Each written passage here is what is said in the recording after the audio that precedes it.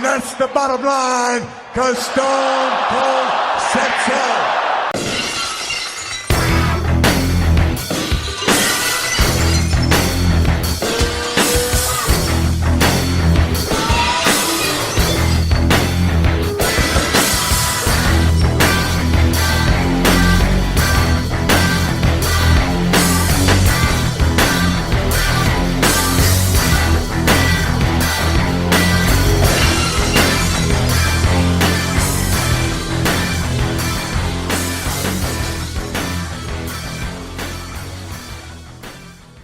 Welcome back to the Bottom Line Wrestling Cast, the career of Stone Cold Steve Austin. This week is episode 7, the final 4 from February 1997.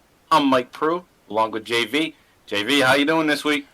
Doing great, man. How about those Red Sox last night? That's right. Yeah, we're going to start off bragging right away. Red Sox won the World Series. That was last night on Sunday. We're recording here on Monday for our release on Wednesday. But yeah, we're just coming off of some euphoria of the Red Sox getting their 4th World Series championship in, 12, 13, what is it? 14 years. 14 years, yeah, 2004. That's right. So 14 years. It's funny, JV, your brother had a post earlier today. He's a Yankees fan, mind you, everybody out there. He put, this is fake news. Red Sox won 4 World Series in 14 years. That's a fake news perspective, because how about they won 4 World Series in the last 100 years. He would post something like that. He's a dick. He's a little salty, though, but I got to give him credit. That's a good one. I didn't see him post that. Oh, yeah, that was real good. I was like, jeez, yeah, figuring right. That's an A-plus troll job. Yeah. So we're excited about that. We're excited about this week's episode, Final 4. We're into one of the great years of WWF and Stone Cold's career, and that's 1997. And last week we're just coming off of the Royal Rumble, and we had 2 episodes for you last week. We had the Royal Rumble regular episode that we do usual, and then we had a special edition, our first special edition watch-along. And we had a good amount of people check that out, so thank you for checking out the special edition, and thank you for just following along so far through this journey through 1996. And with that said about our last special edition, we have another one coming for you. Okay, next week we're going to do a special edition, later this week actually, we're going to do a special edition on Austin's top moments and matches from 1996. I'm going to provide a top 5. JV's going to do a top 5. And we're going to see how we shake out with top moments in Austin's 1996. And we'll also probably bring up one shitty thing that happened in 1996. So 5 good things and 1 stinker. So that'll be the next special edition episode, and hope you guys will take a listen to that. This week, like I said, we are in February 1997. It's kind of like January to February. We leave off at the last pay-per-view, and then we pick up the night after on Raw, and then we proceed on to the next pay-per-view. In this case, it's the Final 4 in your house. In your house 13. Remember when they used to keep count? Yeah. They add up quick, too. Yeah. So in your house 13, the Final 4, and we're going to get into that in just a moment. JV, how did you think of that watch along we did? I thought it was great. I had a lot of fun actually doing it. It was cool. Like, I'm looking forward to doing the next Rumble like that, or future matches are going to be cool, but the Royal Rumble I think is always going to take the cake. Yeah, Royal Rumble's fun because you get so many different people coming into the match. Yeah, yep. It's just so many comments you can make about the different goofy characters that come out in those matches. But yeah, when we do a great match like we're going to in a couple weeks, coming up for everybody is another special edition down the road. We got WrestleMania 13, Bret Hart versus Steve Austin. We're going to do a special edition watch-along for that also. So it's going to be awesome to do that. And just like it was with the Rumble. So I think it's fun just watching a match and talking, and it's kind of like off the cuff. So we prepare for it, of course, but it is just fun to just watch it and kind of sit back. Yeah, for the most part, we're kind of it's on the fly. It's live. Yeah, live. No editing in that. No, not at all. So hey, this week we have some exciting things happening. We still have a continuation of. Actually, it's more of a build-up to another Bret Hart match. Bret Hart and Austin have been going at it for a while at this point. It's been since Bret Hart first came back. Even before Bret was back in November, you had Austin calling him out in September, October, then that match at Survivor Series. And then at the Rumble, they got into it, and he cost him the match.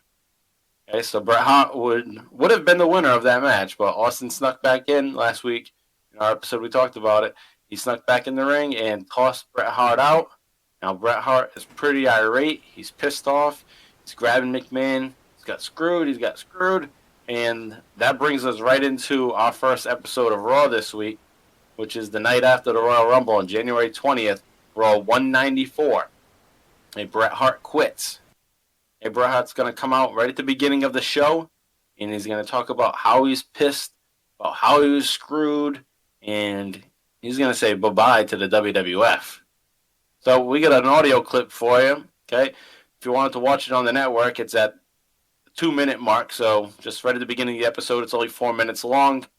So if you want to watch it and see it happen, go ahead on the network, check it out. But here's the audio clip. Take a listen, guys. He's talking about controversy at the Royal Rumble. Wait a minute, we've got Bret Hart.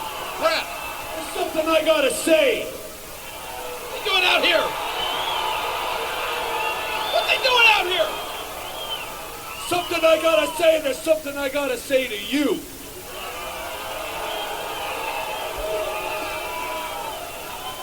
You know, when I decided to come back to the World Wrestling Federation, you promised me that I would get an opportunity to fight for the World Wrestling Federation Championship belt.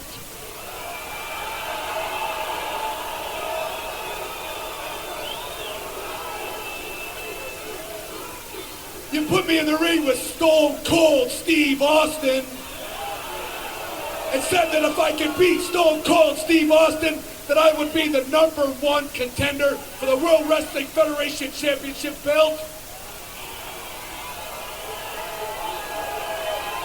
Now, don't you think it's just a little bit convenient that for some stupid reason Shawn Michaels finds himself out at ringside announcing in my World Championship match with Psycho Sid?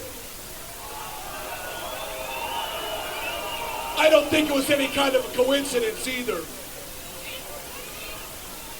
So Shawn Michaels jumps up and sticks his nose in my business and cost me the World Wrestling Federation Championship belt with blatant interference. The boy toy cost me the championship, and they go, oh, that's okay. Don't worry about it, because now you can go in the Royal Rumble and you only have to fight 29 other guys, and then you'll get your opportunity for the World Wrestling Federation Championship belt. So I went in the ring, and it's very, very clear to me that I won the Royal Rumble, and I should be getting a World Wrestling Federation Championship belt.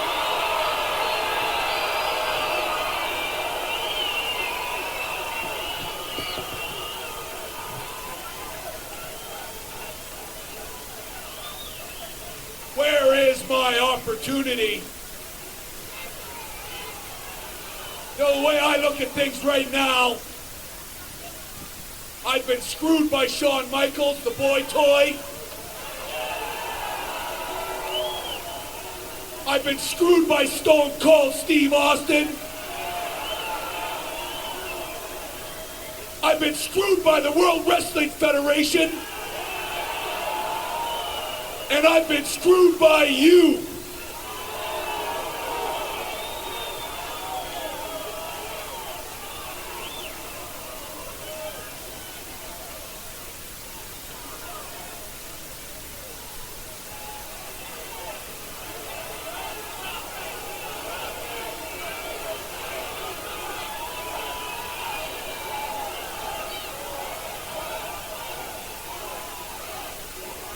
I don't like to make idle threats, but the way I see things, it doesn't look like I'm going to get my opportunity for a shot at the World Wrestling Federation Championship belt. So I quit.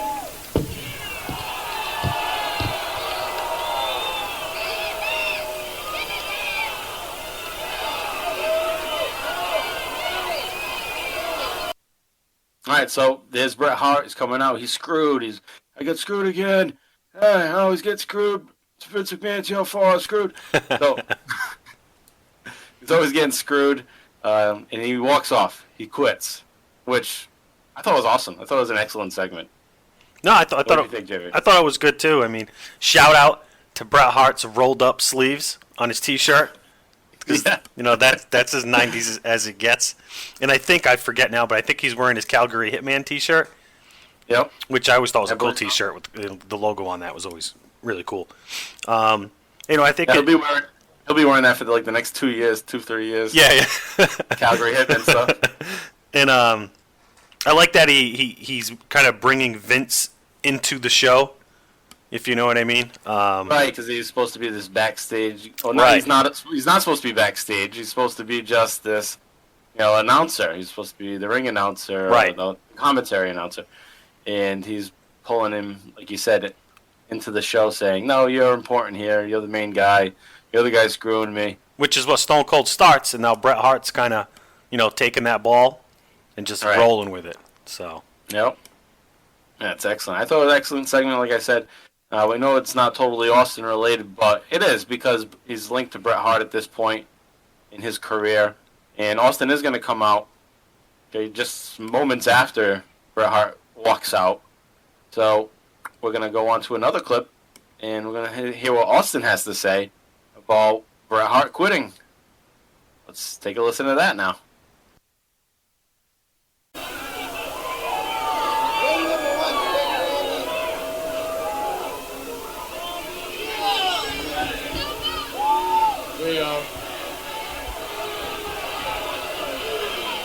You're gonna give me a piece of equipment that works, son, or I have to whip your ass. Bret Hart, you can sit there and bellyache and complain with the best of them, son. Ever since you came back, you ain't done nothing but cry. You sit there and talk about how Vince screwed you, how everybody screwed you, how I screwed you. The bottom line is, son, when the going gets tough, the hearts get going back home. Knock it off. Go back to Canada, son, because the only person you could possibly be is your wrinkled-up old man in his little old basement. You talk about being jerked around. I've been jerked around for 7 years, and then I get here, I'm supposed to face Psycho Sid tonight, and some guy, a 350-pound buffoon that calls himself Gorilla Monsoon, the commissioner, says, no, Psycho Sid is at home with a concussion. Psycho Sid may be at home with a concussion and an ice pack on his head, but he's also got a yellow stripe running right down the middle of his back. As far as Gorilla Monsoon goes, I got a big bunch of bananas, and I can tell you where to stick each and every one of them.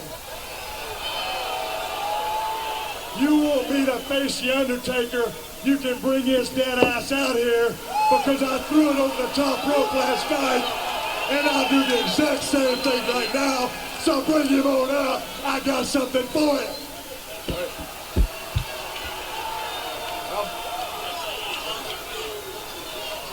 McMahon, where's Vince going?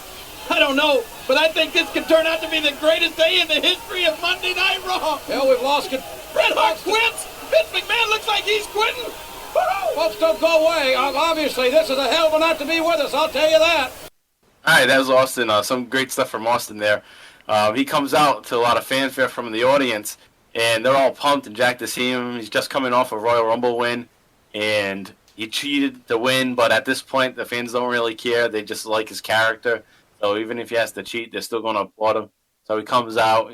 He's going to call Bret a crybaby like you just heard, and he's so over with the crowd that, like I said, they're cheering him, but he has to make it a point because he's still a heel to just turn to them and say, knock it off. Yeah. It was an excellent heel move to just kind of keep into that character, just acknowledge, like, hey, knock it off. You shouldn't be rooting for me. I'm an asshole, and I'll kick your ass too. So knock it off. Yeah, and that's a good catch. I didn't really catch that, and right from the get-go, Stone Cold's pretty pissed off because he has faulty equipment. He's trying to that's right. he's trying to get his point across from the start, and the mic's not working. So right from the get-go, he's pissed off. And then as I'm watching this, I'm getting pissed off because he still has the shitty logo on his vest. That's right. That's right. The back of his vest. Like, come on.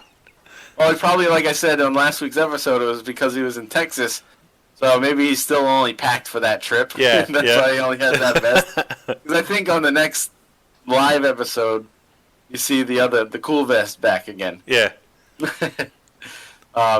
He's probably also pissed in character because he's supposed to have a match with Sid. Yes. And then they change it on him. And this has happened before where he's supposed to have a match with somebody and that person doesn't show up. But then he still has to have a match with somebody else. So in this case, he doesn't have his match with Sid, but now he has to have a match with The Undertaker. And I think he hits it's is it because Sid has a concussion? Yeah, I think it's Sid has a concussion, or he's doing warm-ups, winter training for softball coming up. Hit that ball over that mountain.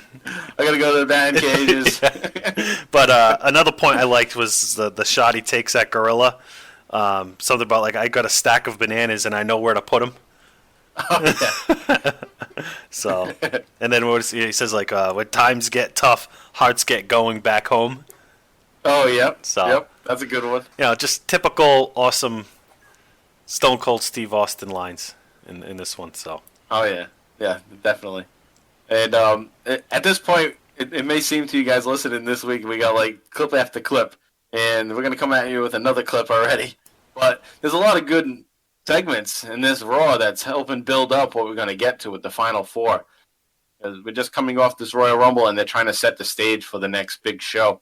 So there's a lot of little interviews to get things going here, and we just want you to hear these classic moments, or what appears to be classic moments to me. I remember these things so vividly when they happen that, you know, there's no better way for you guys to hear about this, not only from our perspective, but also to hear some of the clips. So here's another clip. This is going to be Gorilla Monsoon, the president, Gorilla Monsoon. And this one's a little lengthier than the last two. It's about 5 minutes long. This happens at the 31-minute mark, 37 seconds on the same episode of Raw. And Gorilla Monsoon's going to make an announcement. He's going to make a major announcement about what's going to happen with the title scene. Because Steve Austin doesn't deserve to be the Royal Rumble winner and number one contender. So something's going to be said about that. So take a listen to this clip with President Gorilla Monsoon. Ladies and gentlemen, the president of the World Wrestling Federation, Gorilla Monsoon. Thank you very much. I'm very upset to hear the announcement made here earlier by Bret the Hitman Hart. I can only hope that Bret is somewhere where he can hear and accept my invitation. And what invitation is that? Well, as you know and everyone knows, a real travesty occurred last night at the Royal Rumble, and Stone Cold Steve Austin was declared the winner of the Royal Rumble. Right. Now, there isn't anything I can do about that because, as everyone knows, referees' decisions are final here in the World Wrestling Federation, and it will in fact state in the record books that the 1997 Royal Rumble was indeed won by Stone Cold Steve Austin. All right, However, you cleared it up. Now what? If he thinks for one moment that that tainted victory is going to entitle him to a crack at the WWF title at WrestleMania 13, he's got another guest coming. What? Wait a minute, Then Rob. what do you propose to do about it?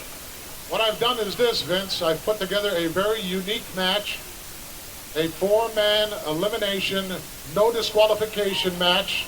What? The winner of which will unquestionably face the World Wrestling Federation champion, whomever it may be, at WrestleMania 13. And those four participants? Those four participants that I have chosen are, number one, The Undertaker, who was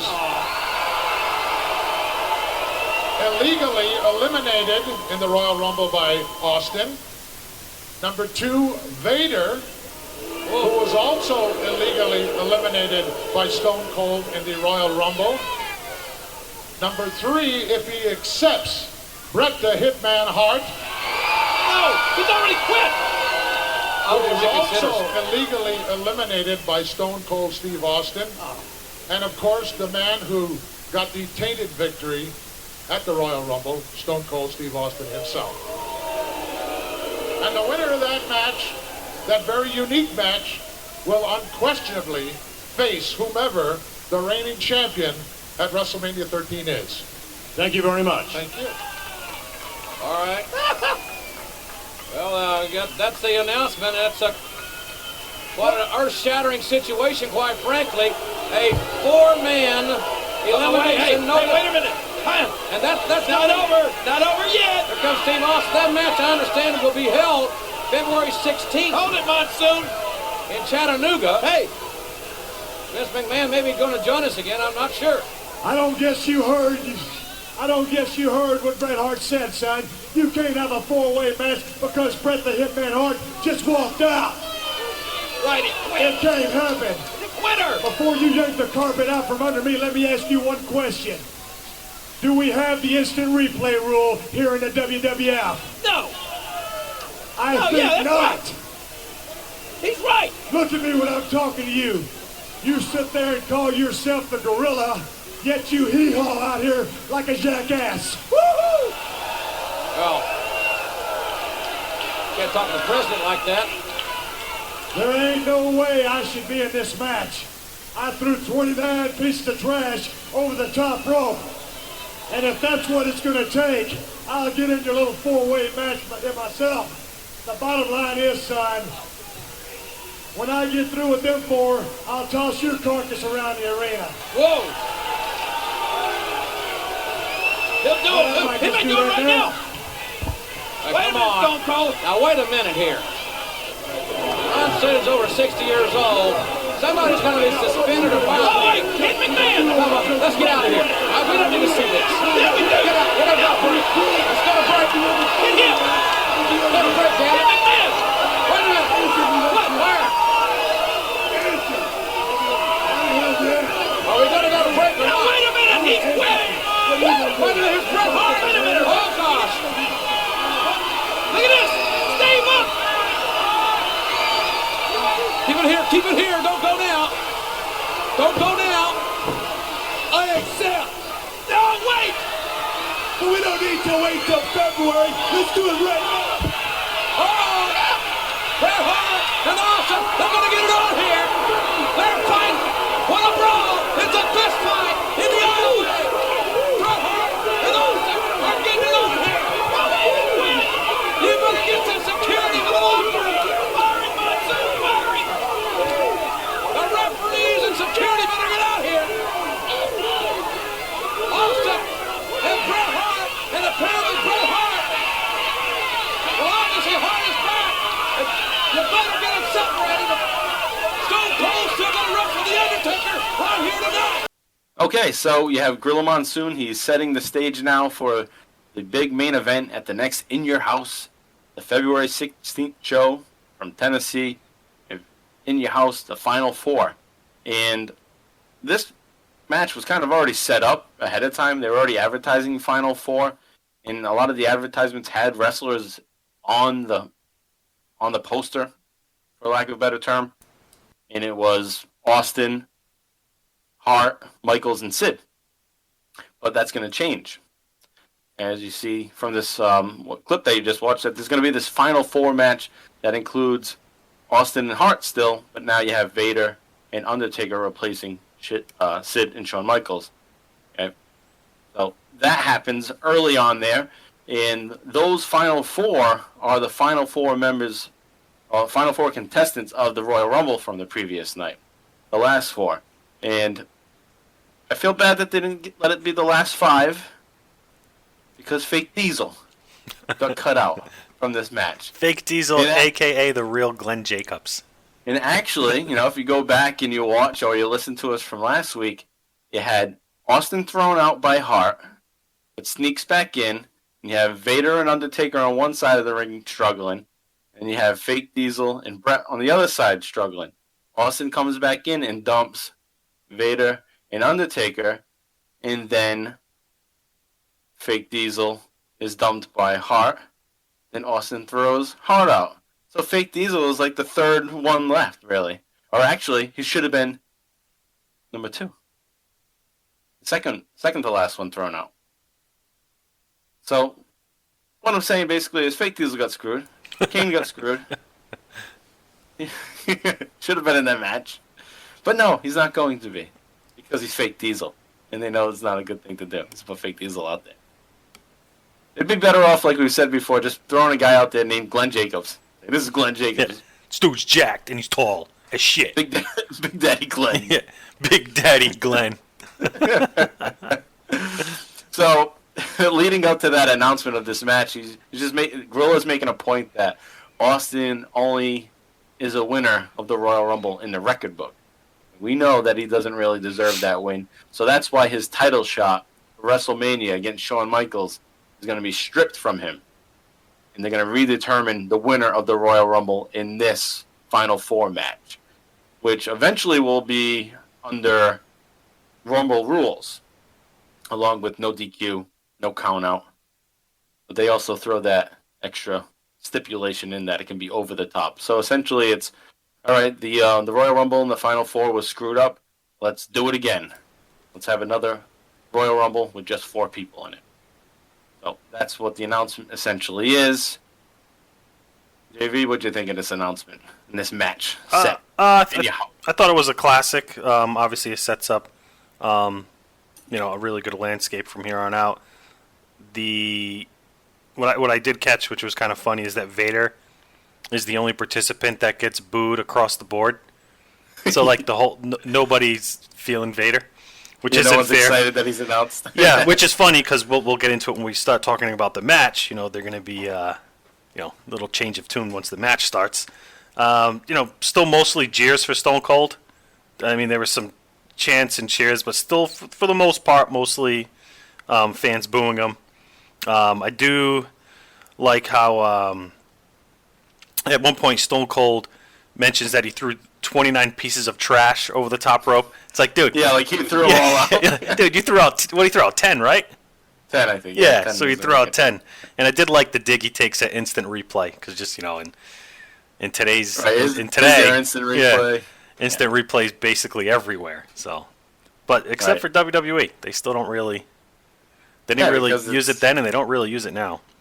Because it's fake. You can't go to instant replay. Only when they want to will they. Yeah, yeah. So, for instance, like the 94 Royal Rumble when Lex and Bret are supposed to hit at the same time, they show that to kind of clarify. Oh, they both landed at the same time. That's right. They both landed at the same time. Well, the reality is they did 2 camera shots of it just in case they fucked it up and didn't land at the same time. They wouldn't have to show it again. But it worked out for them, and they used it over and over again to prove they landed at the same time as an instant replay. But yeah, that's funny. Another thing I thought was funny was Austin comes out, and it's another gorilla dig. He says, "Oh, you're the gorilla. Well, you come out here and hee-haw more like a jackass." Yeah, that was that was good. And Austin gets into McMahon's face again, Gorilla's face. Yep. And you have this match set, and it's Austin, Hart, Taker, and Vader. Well, Bret Hart just quit. So what's up with that? So we were wondering, is Bret Hart going to come back? Is he going to come back? And we think he quit a half hour ago, and now he's back. Bret Hart comes back out. I accept. And then Austin and Hart start brawling again outside the ring. So Bret Hart didn't quit for long that night. Yeah, he quit, and then he went and bought a ticket, sat in the crowd for a little while, and then ran through the crowd. To be announced. Yeah. All right, cool. I'm back. You know what? Title match. I'm back. I'm just kidding. I didn't quit. Yeah. I'm the best there is. I belong in this match. But no, I mean, it was good. I mean, perfect person to announce. I mean, President Gorilla Monsoon was, he was a classic on-screen personality. So. Yeah, definitely going back to his announcing days. Yeah. This is a kind of shitty role for him, but hey, he's a big intimidating guy. Yeah, exactly. So that's why it worked. He's a big guy, he's whatever. Yeah. So that's the end of the audio clips for this Raw. In the interview segments that kind of set up the pay-per-view coming up, and also to keep the Austin and the Hart feud going there. So, as I said at the top of this episode, Austin is going to have a match against the Undertaker instead of Sid. So this will be the 3rd time in the past since Austin's been around that they're having a match with each other. Okay, the first two matches, kind of lackluster, most likely because they happened on Raw. And I don't think this one's much different. And it's okay. The action in the ring's okay, but it doesn't lead to much. Most likely, and it does end up in DQ. So that kind of going into it, that it's not going to be anything great. You can see some great spots in the match, and it's great nostalgia to see Austin versus Taker.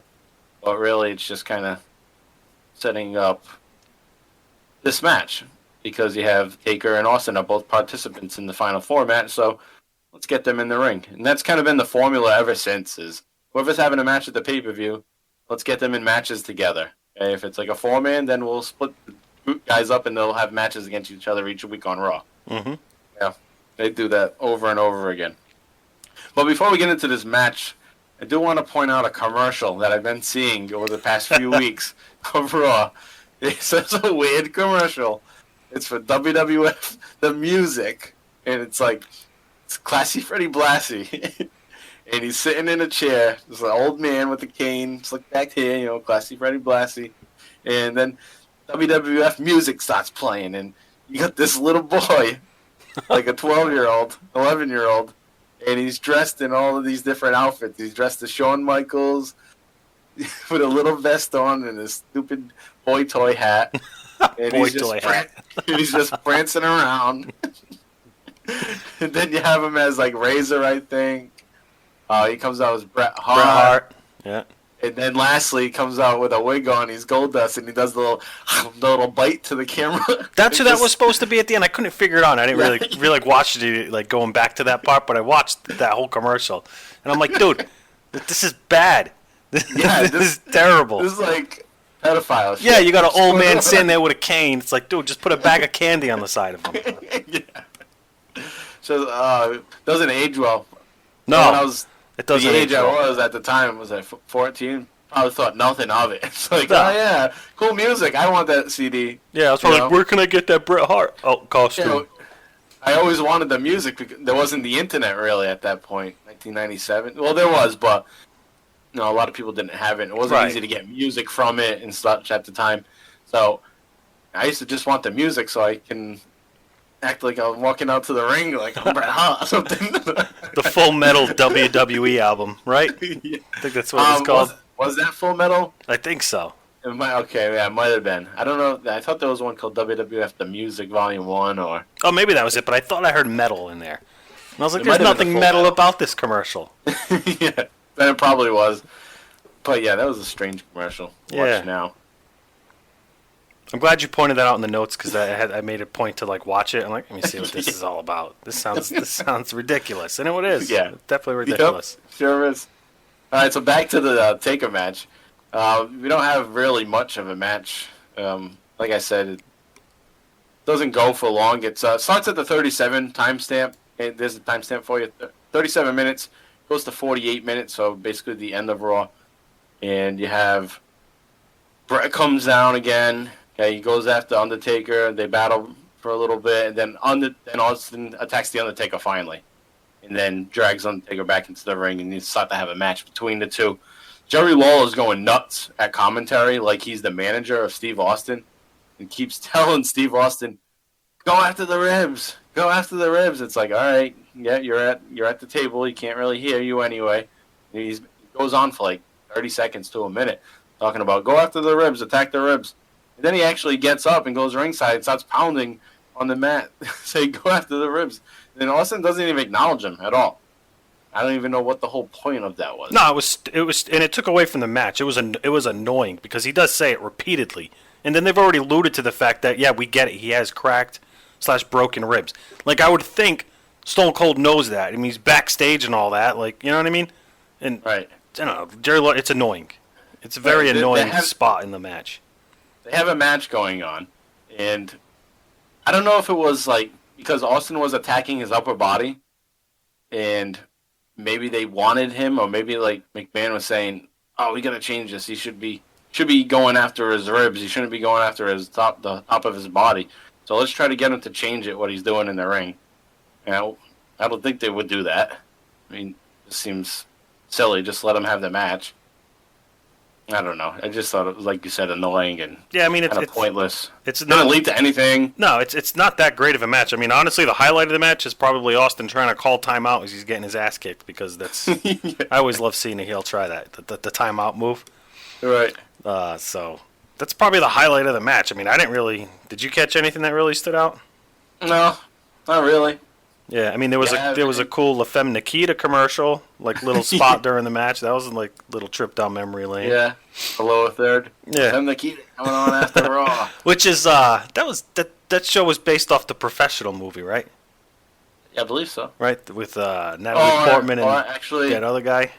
No, I don't think it was. I think there was a movie called La Femme Nikita. That the show was based off of. Okay. That came out around the same time as The Professional. Gotcha. I thought they were like one and the same. Like The Professional was a remake of La Femme Nikita, and then they had the show. I don't know. I think they're just similar. But I like seeing these commercials mid-match, because remember how many times you used to see them when you watched it live back in the 90s? Yeah. Like all these TV spots for the shows that were there before and after Raw.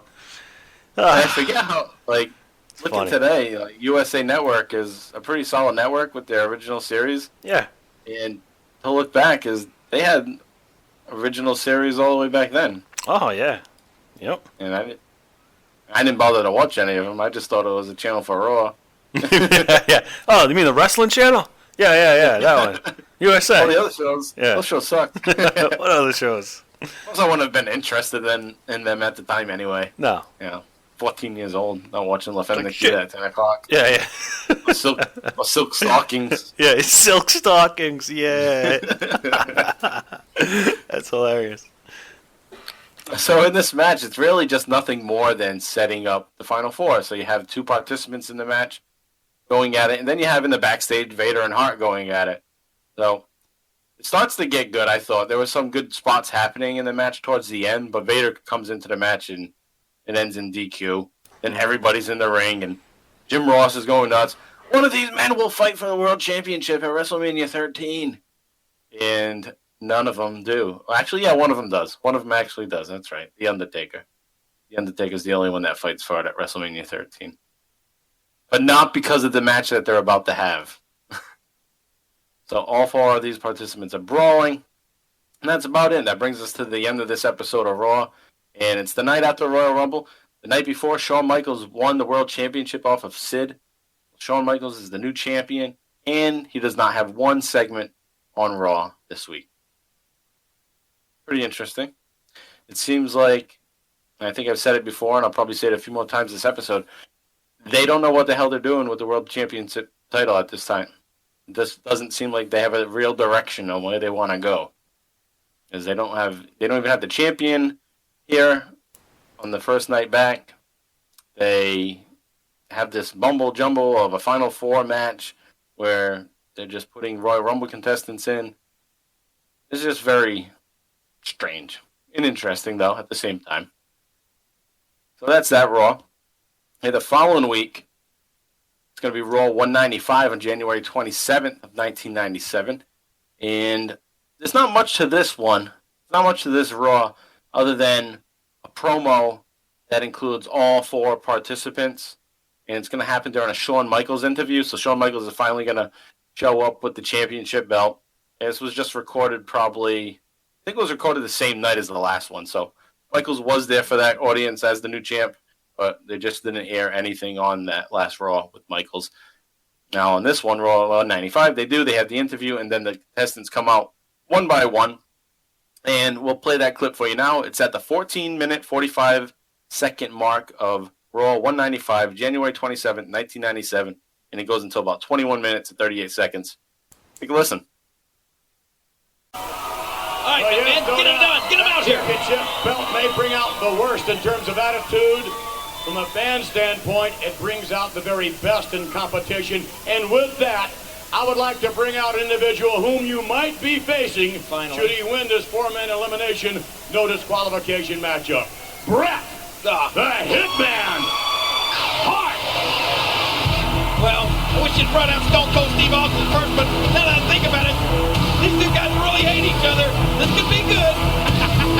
Yeah, come on, Hitman.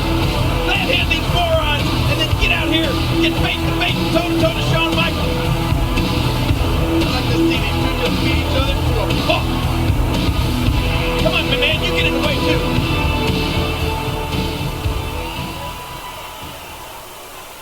Bret Hart, what about it? You've got your chance. Ooh, here we go. Stay there, McMahon. Whatever you gotta do to walk out with the World Wrestling Federation Championship belt at WrestleMania, do it. Because you are the one that I want to beat. Because when I walk out of the Final Four, there's going to be one man standing once again, and it's going to be me. And I don't want anybody else. I don't want any excuses. I don't want you to injure yourself. I want you at 100%. Because you are Overlooking Psycho Sid. Aren't you overlooking the match they're going to have on the 13th? One-on-one, the rematch. Sid and Sid could be, once again, WWF champion. First time McMahon's ever made sense. I don't care, and I won't discredit Psycho Sid. But I want you to know that I'm going to be rooting for you all the way. Because I don't want anything to happen to you. I might even go so far as to say that I'll be watching your back. But let me promise you one thing. As far as it goes for me in the Final Four, I don't have any doubts at all that you'll be stepping in the ring with me if you can hold on to that. Oh, come on. And with that having been said, ladies and gentlemen, may I introduce you to another participant involved in the four-man elimination, no disqualification matchup. Ladies and gentlemen, The Undertaker. Now maybe we'll get to see some action. I think Bret Hart was scared. Shawn Michaels was glad of it. Come on, Undertaker, get on out here and get things started.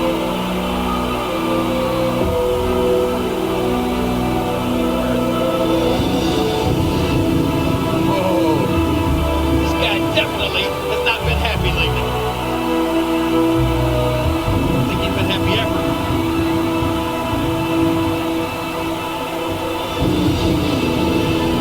McMahon's gonna be stupid enough to stay in the ring with him.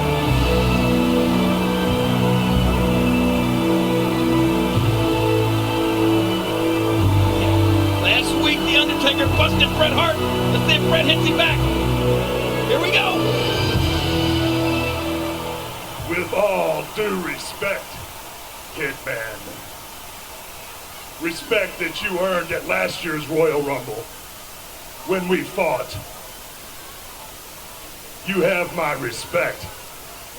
But I'm getting sick and tired of how you've been screwed out of the World Wrestling Federation title. Yeah, me If too. you want to talk about screwed, you look at my history. You look back at last year's Royal Rumble. That is rightfully mine. You got a point. Now I've set back too long, and I've let everybody go their own way.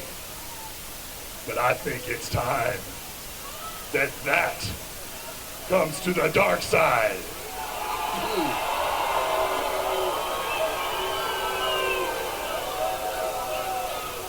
No longer will I be the hunted, but I will now be the hunter.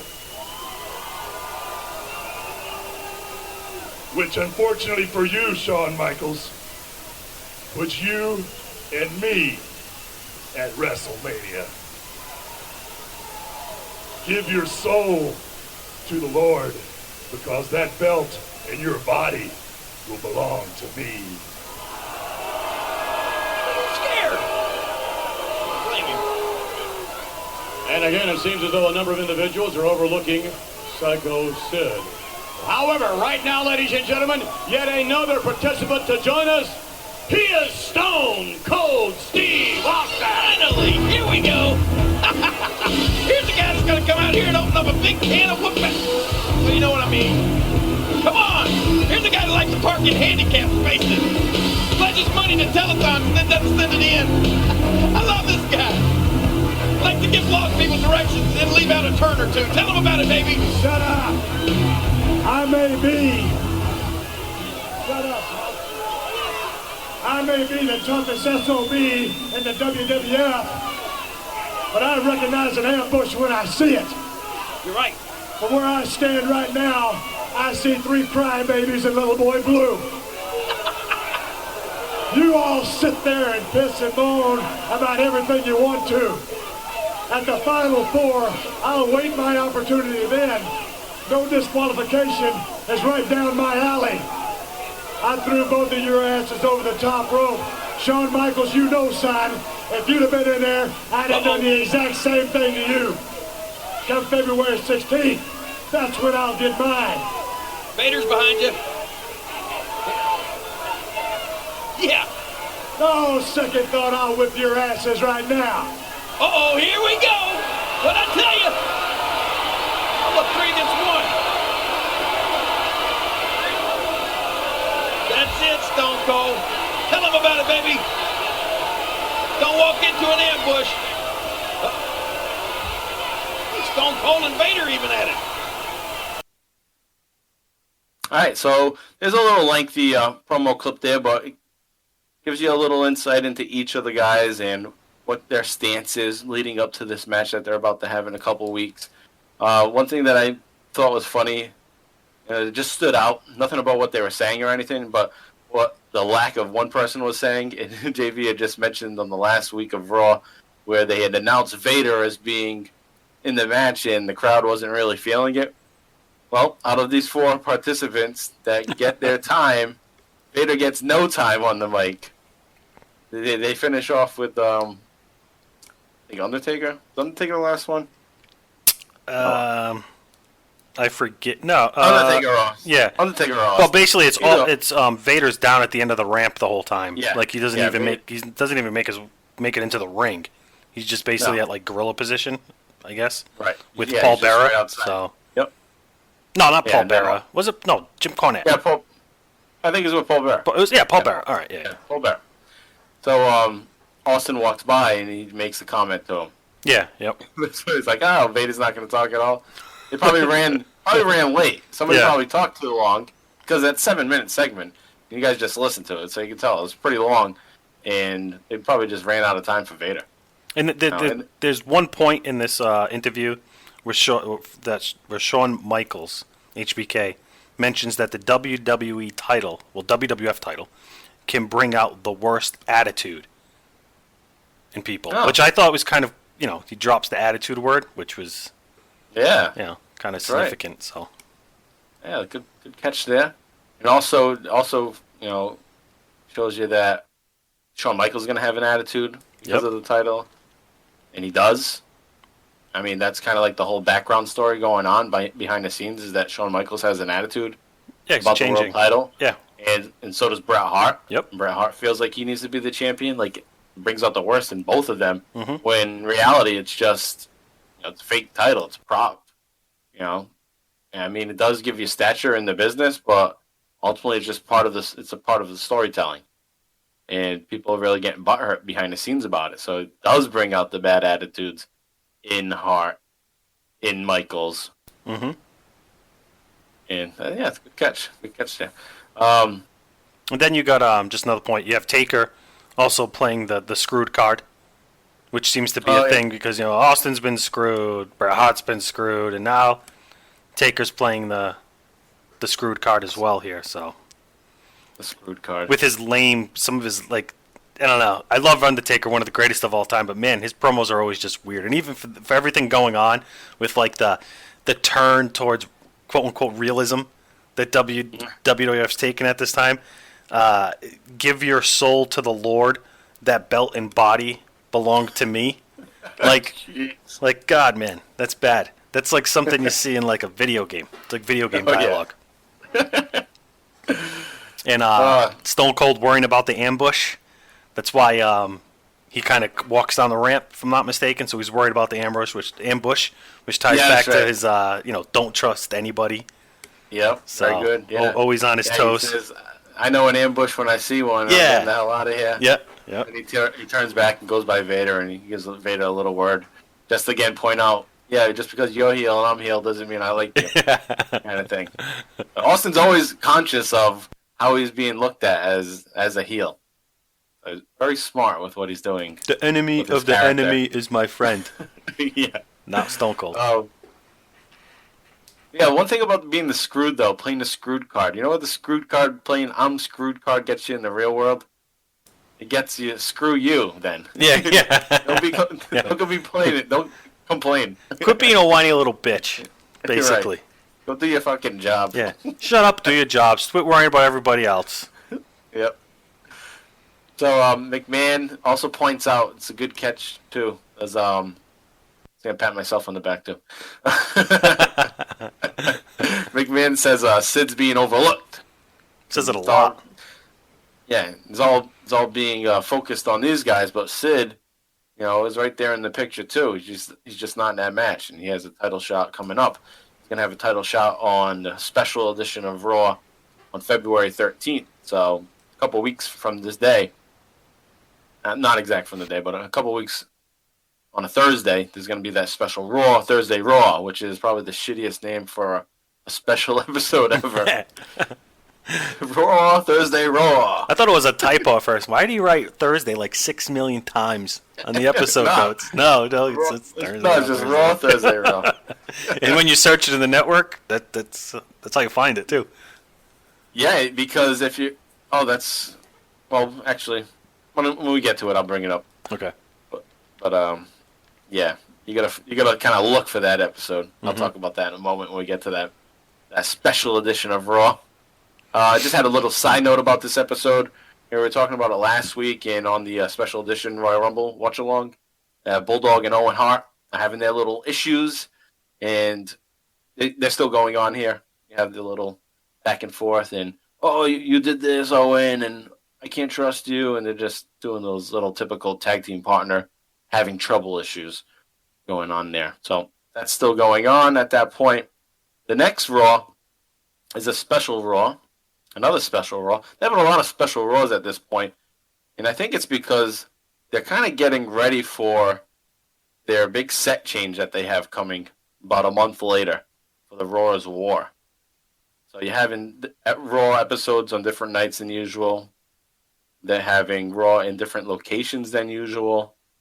Like, for instance, one whole Raw is going to be taped at a house show in Toronto, this next Raw.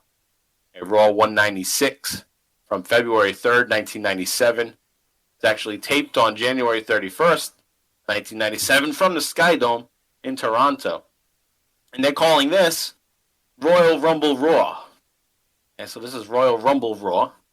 And I did like the look of the show. Because it looked like a house show. And it was dark.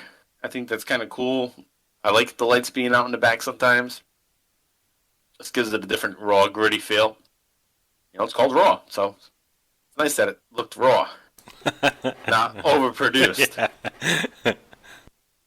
Another thing about this special Raw, and why they're calling it Royal Rumble Raw, is because they actually played the entire Royal Rumble match before this show aired. So the show started at 8 o'clock. From 8 to 9, they played the Rumble match. For the first time that they played a Royal Rumble match on USA Network since 1989. Wow. In 1989, Royal Rumble wasn't pay-per-view yet. It was just a USA special. I think 88 and 89 were both USA specials. And then 1990 was the first Royal Rumble pay-per-view. And the cool thing, just a little side note, cool thing I remember about Royal Rumble 90, 91, 92 is the cool artwork of the Royal Rumble. With the guys walking down the alley. You had it was artwork by a comic book artist. Oh, really? They're walking down a street alley. It's like Ultimate Warrior, Hogan. Iconic picture of the Royal Rumble. It's like the poster. All right. I know what picture you're talking. I didn't know a comic book artist drew that though. I know exactly what you're talking about. Actually, it's the picture on the theme that we found for when we were looking for the theme for the music, for the opening music for the special edition episode.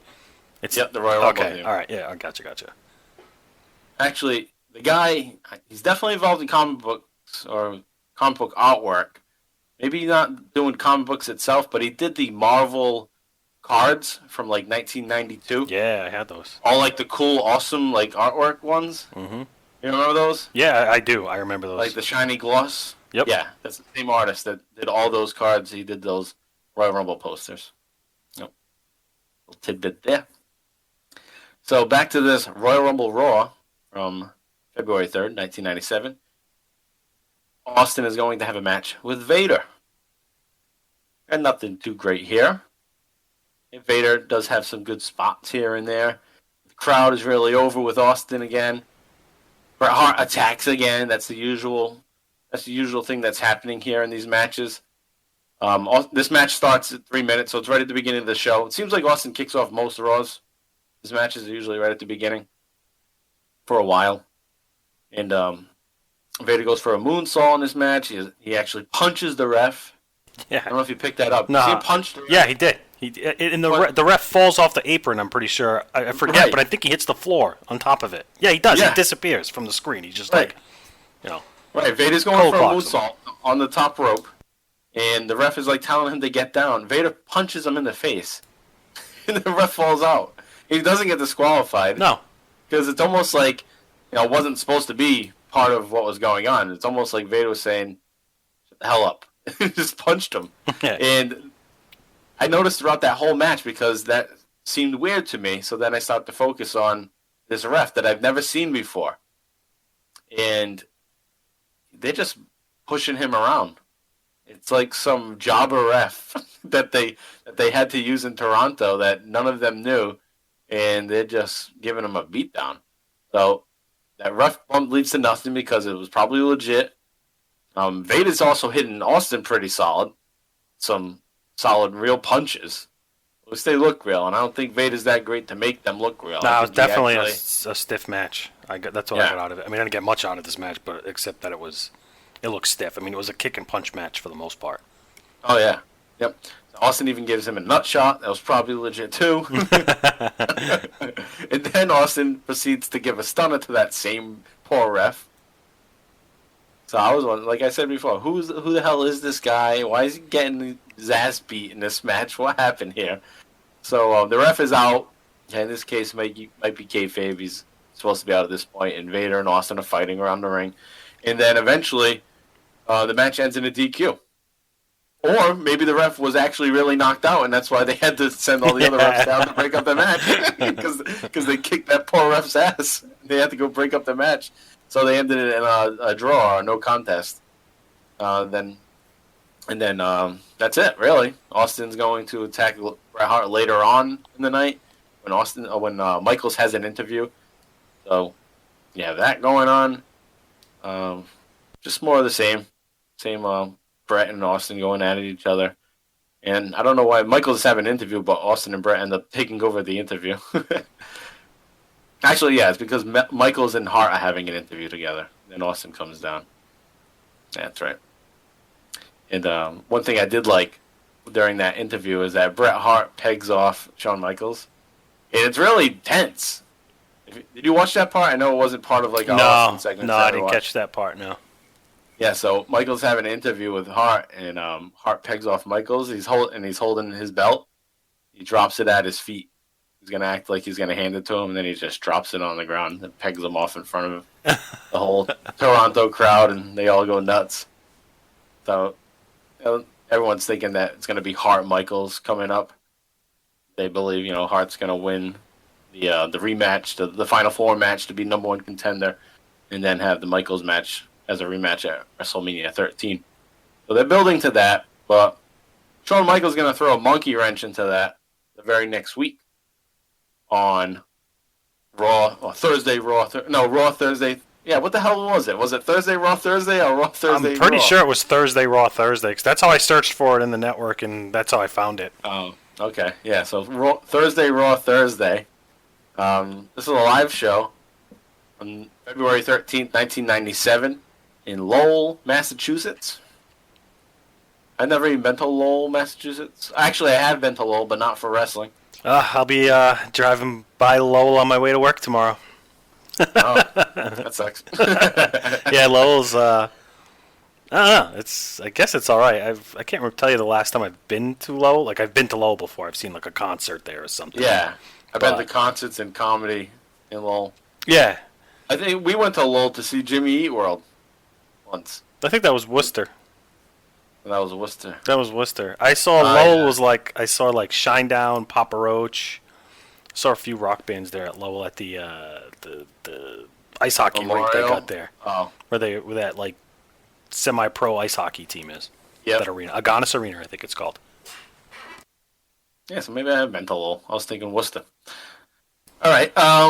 So you have Raw Thursday, Raw. But it's a big wrestling city for sure in the Northeast. Like no doubt about it. It's a hot spot. Yep, definitely Independence. NXT goes there. Mm-hmm. ROH goes there. Yeah, they got a lot of wrestling going on there. Mm-hmm. And here at this special edition of Raw, it's pretty a historic Raw. I love the look of where they are in Lowell. It has that like Manhattan Center type feel of the original Raws. And this Raw is most notable for Shawn Michaels losing his smile. Wow. Now, being that this is a historic moment and it does affect Final Four match, it does affect the whole title scene going forward, we are going to play that clip for you, bring you back down memory lane, and Shawn Michaels losing his smile and dropping the belt. Now, at this point, this will be the third time that Shawn Michaels drops a title instead of actually losing it. His first run as Intercontinental Champion, he walks out. And he drops the IC. Well, he doesn't drop the IC title, he just leaves. So then they have a tournament for a new IC champion. As Razor Ramon ends up winning. And then Shawn Michaels comes back and challenges Razor, saying he's the real Intercontinental Champ. So then they have the ladder match where they put both belts up. And Razor ends up winning the title, legit, in that case. So Shawn doesn't drop it there. The next time Shawn gets the Intercontinental title, he gets mugged by, or he gets not mugged, he gets his ass kicked by one Marine. And WWF tried to spin it as a gang of people beat him up, but it was really one guy.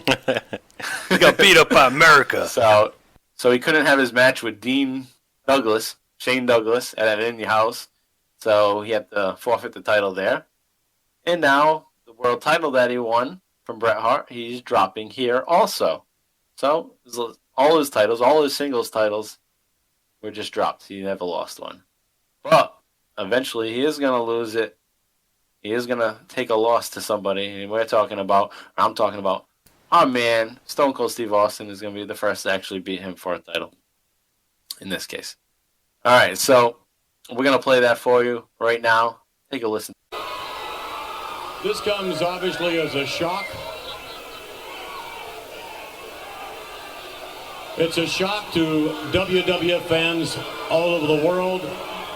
Maybe it really shouldn't be, considering what you give.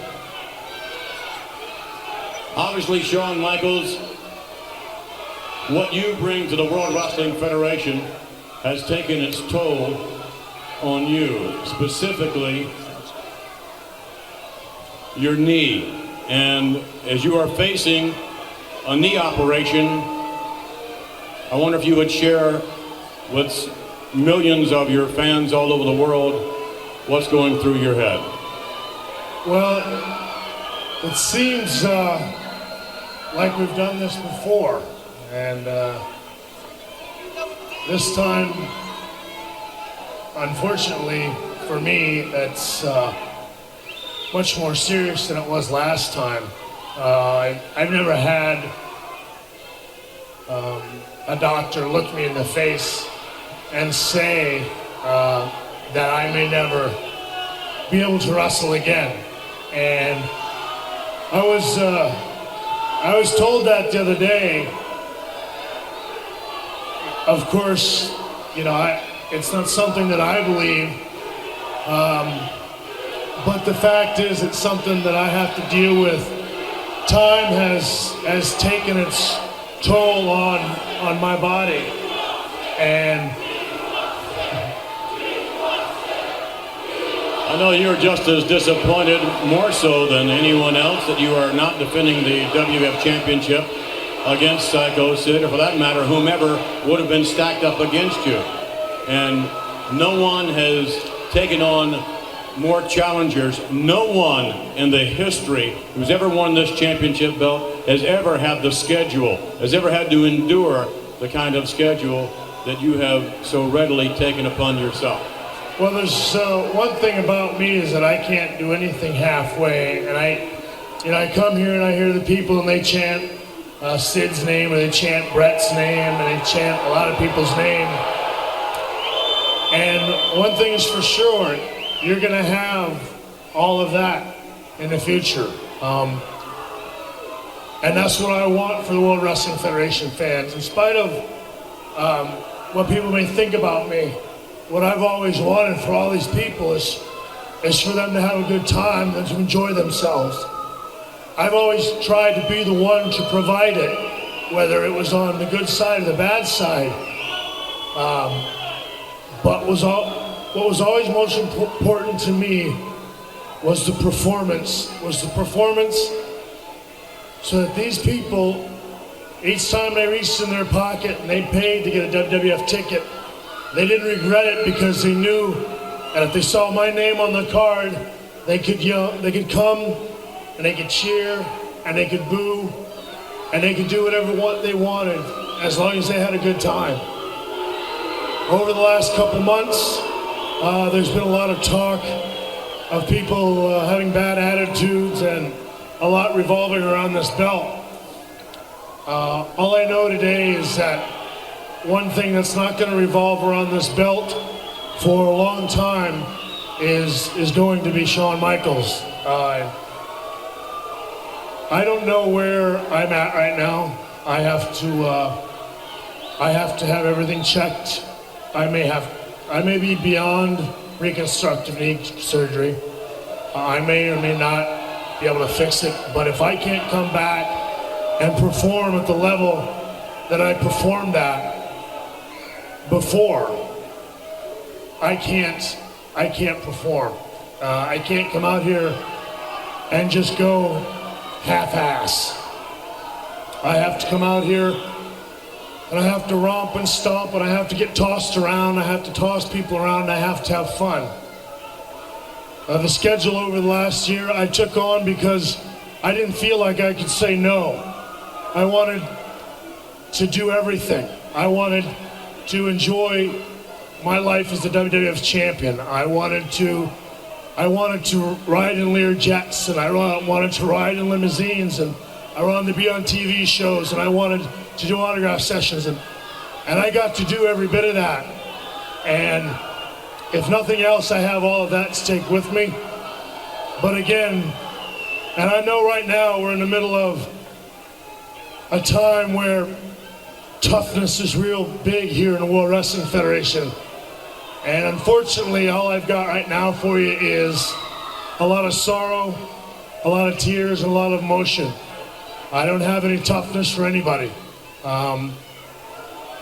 So I guess, here you go. Here's your belt. And what I'm going to do is go back home and see what's left for me, whether it be in this ring, whether it be out of this ring. I know that over the last several months, I've lost a lot of things, and one of them has been my smile. And I know it doesn't mean a whole lot to everybody else, but it means a lot to me. So I have to go back and fix myself and take care of myself. And I have to go back and I have to find my smile, because somewhere along the line, I lost it. And I don't care, really. I don't care if it's unpopular. I don't care if people want to make fun of me because I'm an emotional guy. But this is all I've ever wanted to do. And over the last year, I got to do it. And whether you like me or not, I just want to tell you that last year was the most wonderful year of my life. And if I never get to do it again, it'll be okay, because I got to live one full year as being the #1 guy in this business. And it was the single most greatest year of my life. And I have you to thank. And I have everybody here to thank. And it means a lot to me. And I'm going to go home now. Okay? All right, so there's Shawn Michaels losing his smile. He forfeits the title, and that's going to change the whole title picture. JV, what do you have to say about this Shawn Michaels losing his smile business? I didn't really care for it then because I wasn't a big HBK fan. So I cared for it just as much as I did the second time. I didn't really care. I'm like, oh, it doesn't really make many good points. It's just your typical farewell speech when a wrestler's just got some medical stuff they got to take care of. I did really appreciate I'm pretty sure at the beginning of the of his speech there are "We Want Sid" chants from the Lowell crowd, which I love because I was a Sid guy back in 1997. I loved Sid. So you got some, "We Want Sid" chants going on. But, one thing I got to give HBK here is he definitely wears his heart on his sleeve. It's definitely genuine, everything he's saying. Boring as hell to me. But, you do appreciate his take, and you can really see how much he loves, the business that he's in and how much he really, we look at Shawn Michaels as probably the greatest performer in WWE/WWF history. He's always on that list. And he really, just on it from this, you understand that he really does it all for the fans. Like, he loves the thrill of putting on a hell of a performance, and he reiterates that during the speech. So, yeah, that's what he does a really good job with, is letting the fans know that he did it for them no matter what, whether it was booing him or cheering him, that they all went out there, and he made sure that they earned, or they paid for what they got what they paid for. Yeah, and I mean, he was, he grew up wanting to be a wrestler and all that stuff. So I do like the slight shout out he kind of gives to Ric Flair. He makes a riding in limousines comment and another comment, which I just have to tie back, have to be a Ric Flair reference in some way, shape, or form, and that's his shout out to him. Yeah. So yeah, that's pretty cool. All right, so there's that. That's going to shake things up, so that's why we played it for you. It's also a historic moment, and you probably haven't heard it in a while. But what did you think? Like, I don't think the crowd really gave a shit. That's another thing I got. No. Like, the crowd didn't really seem to care. Like, I don't think they really understood the impact of what he was doing here. Depends, though. You look at some members of the audience, especially the women. Yeah, they're all broken up. The woman in the HBK, what did you call her? Boy toy hat? Yeah. She stands out the biggest. Big time. She's so concerned. She's like I don't know, she looks to be like a 35-year-old at that time. Yeah, yep.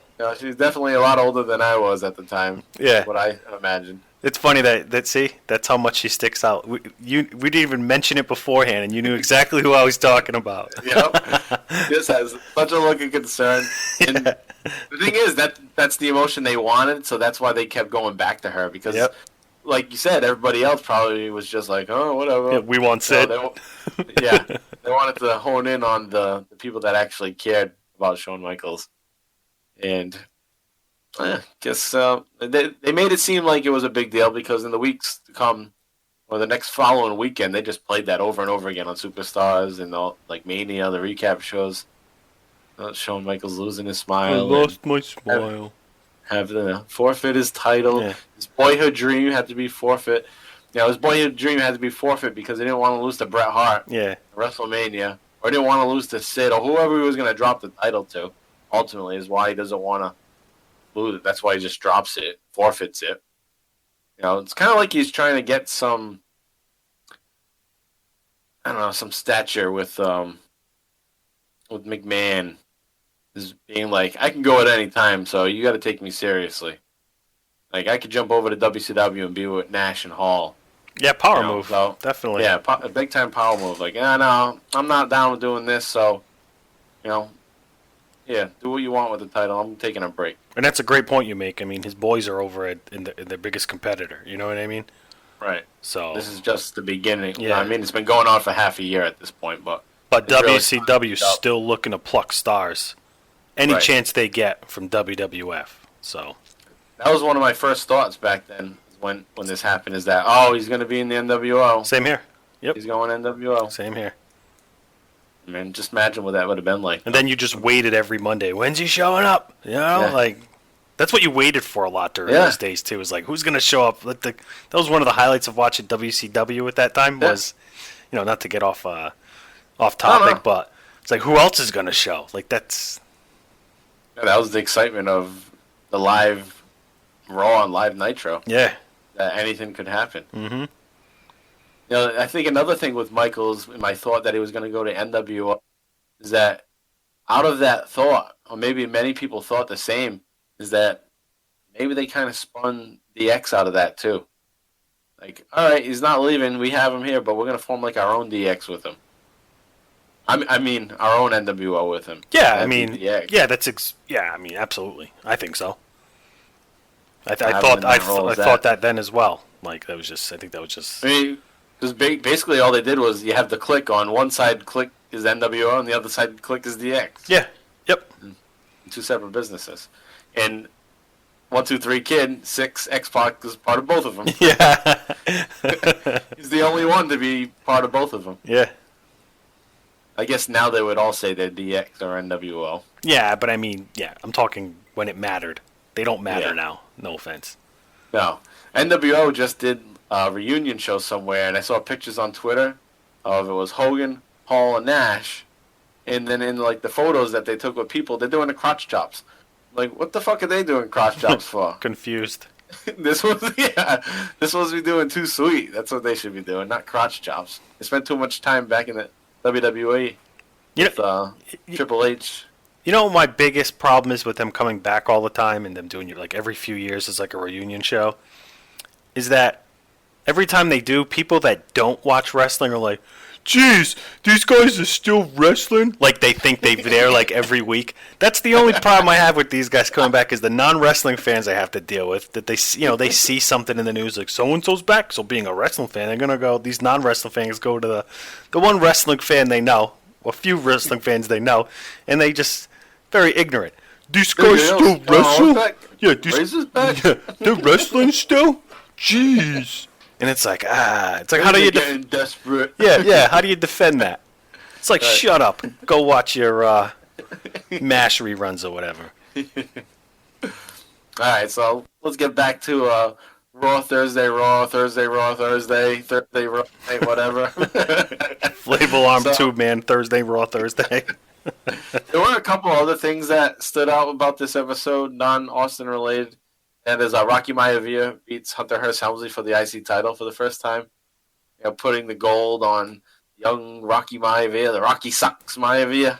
Yep. And then you have some more of this Owen and Bulldog shit going on, like I've been talking about. Just kind of throw that in there, just because it kind of annoys me how nothing really happens for a long time with that. They just keep doing something, back and forth.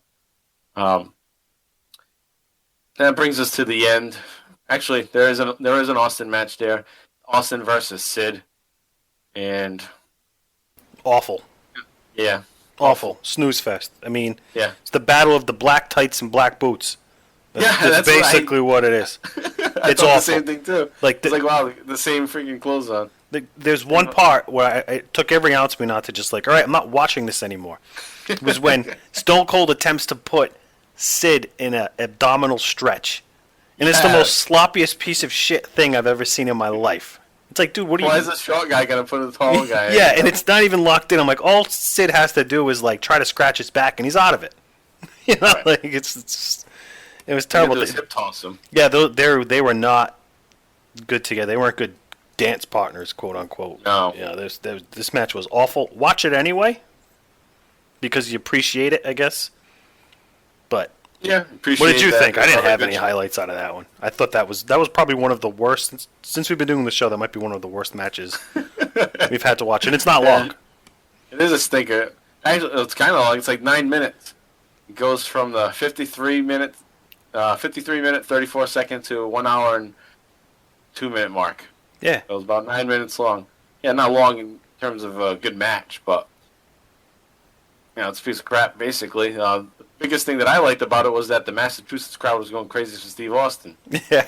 Austin fan. But in the match, nothing really going on. You have Bret Hart come out again later in the match because Austin distracted Hart earlier in a Vader match, and Bret Hart wanted some revenge. So Bret Hart and Sid end up brawling, and just the same typical interference bullshit happening. Austin wins by DQ. Sid's going to get a title shot on the next Raw, and he's going to go up against the new champion, the winner of the Final Four match. So Final Four is coming up. This is the go-home edition of Raw. It's just 3 days before the pay-per-view. This is on the 13th. The show's going to be on the 16th, Final Four. And now Sid is going to be waiting to see who he's going to get a title shot against. Because the winner of the Final Four is now going to be the world champion, since Shawn Michaels has forfeited this title. Now have a special world title match here. Coming up at In Your House, February 16th, 1997. That brings us here to our main event of the episode. Bret Hart versus Steve Austin versus Undertaker and versus Vader for the WWF Championship. And this pre-match entrance timestamp for you is 1 hour, 10 minutes, 50 seconds. And they kind of just do some interview segments with each guy one more time. We're not going to play those for you. You can watch those on the network at that timestamp. Then the match is officially going to start at 1 hour and 17 seconds. And it's going to go to the end because it's the main event, baby. Okay, so one thing I noticed about this In Your House, it's the first time that they finally got rid of the house. The big house, remember that big house that was in all the In Your Houses? Yep. Yeah, that set's gone, and now they just have the generic house show entrance. And it actually kind of looks better than having that old corny house in the background In Your House. Because I think they're probably thinking of moving away from In Your House and just going towards different names for these shows. Because they've been doing that the past couple of times. Like, you have this one being the Final Four. And then they start to go with names for each of these events after that. Which are almost centered around the main event or the theme of that. Usually. Yeah, like... Because WCW was doing that at that time as well. So I think they were kind of... I don't know who did it first, but they were both kind of doing that also, with their non-main pay-per-views. At least what I thought anyway at the time was that In Your House kind of had a stigma of being a cheap, shitty pay-per-view. Yeah, I mean... When they got up to, number 13, 14? Right, this is the 13th. 13, kind of lose you. It's almost like a filler. Like, yeah, there's this show, but is it really important? And it's not once a year. It's like multiple a year. Like WrestleMania, you numbered those because, it's 1 year. It's like the Super Bowl, But In Your House, they were doing 56 a year. 13th one in 2 years. 6 a year. So they interview each of the guys, like I was saying, heading into the match. And the last one they interview, everyone makes their entrance, and then Bret Hart has the very last one. But to me, knowing the result, it felt like a giveaway. Like, he's coming off as being the most important in the match. So Bret Hart comes out, and then the match gets started. JR is all pumped. This is a history-making match. I think it is. I think this is one of the better matches of the year, 1997. And I'd go along with that history-making match. It is memorable. Bret Hart is going to come out the champ at the end here. It's one of his reigns. Or actually, not really a reign. You'll see that on the next episode. He doesn't have it for very long. But this match stipulation was originally no DQ, no count out. Okay, and there would be submission. Permission. You get permission. Put him in that permission hold. Yeah. So you have submissions and pinfalls, no DQ, no count out. But then they added the stipulation just like a week before that it would be like a mini battle royal. So you could go over the top. And it made sense because these are the final 4 participants of the Royal Rumble match. Not really, but that's what they're saying, because Fake Diesel was in the final 4. Austin wasn't really in the final 4. But whatever. That's where this is coming from, though. It's the final 4 of the Royal Rumble. Well, Austin was in the final 4. Well, he wasn't really. Well, I guess he was because nobody saw that he was eliminated, but... Yeah, all right, okay. Yeah, all right. You know what I mean. So anyway, you have, well, first off, I like the idea of this. I like the idea of being a mini Rumble again. Because now, You don't have to have any one of these guys take a pinfall or a submission. So nobody's going to end up looking weak here. So they're all in this big match for a title shot, and no one's actually going to really lose and look like a loser here. And that's essentially that is what happens. Nobody does really lose this match. Everyone goes over the top. Nobody gets pinned. Nobody submits. I mean, that would suck for one guy. Like, imagine if it was Vader. Vader's the only one that gets pinned. and honestly, he carries this match. He's the highlight performer of this match, hands down. No doubt about it. Yeah, he's the MVP of this match. Even the cameraman, like, from what I was watching, what I took out of it is, even the camera is focused on everything Vader's doing, which is kind of weird, but he's putting in the work. Yeah, he's all over the place, bouncing around, bumping around, getting bloody, in and outside the ring. Yeah, he hits that big belly to belly on Taker to like start the match early in the match. Like I'm like, oh, that's you're putting a belly to belly suplex on Taker, no matter how big you are, that still looks cool. He's bleeding. He's busted open from the chair shot, or he goes to hit. Who is it? Taker with the chair. Yeah, Undertaker goes to he goes to hit Undertaker with the chair. Then Taker gives him a big foot, and it bounces back into his face, and that's where he starts to get busted open. And maybe he cut himself, but that could have been legit. It could have been like the corner of the chair. Yeah, the little piece of the chair where it folds up. It could have nicked him, cut him open. But that blood was coming out big time. His eye was a mess as the match goes on. It looks like a Rocky movie. Yeah. And it looked great. It looked like good drama for the match. Yeah, it was perfect. This is a really, really good match, I thought. Yeah, I think it helped out a lot, too. But there's just so much action going on in the ring between everybody. It's constantly back and forth. You have it's not just Bret and Austin either. No. It's like every single mixture possible is happening in the ring at different times. And it's a lot for the camera to keep up on, too. You're going to be miss some things going on because they can't cover everything at once. It's just like all over the place. And it's good. It's exciting. So it's a good kind of out of control. So I give props to the match for that. Mm-hmm. It's kind of like the Attitude Era already is a beginning here. With this Definitely. type of match.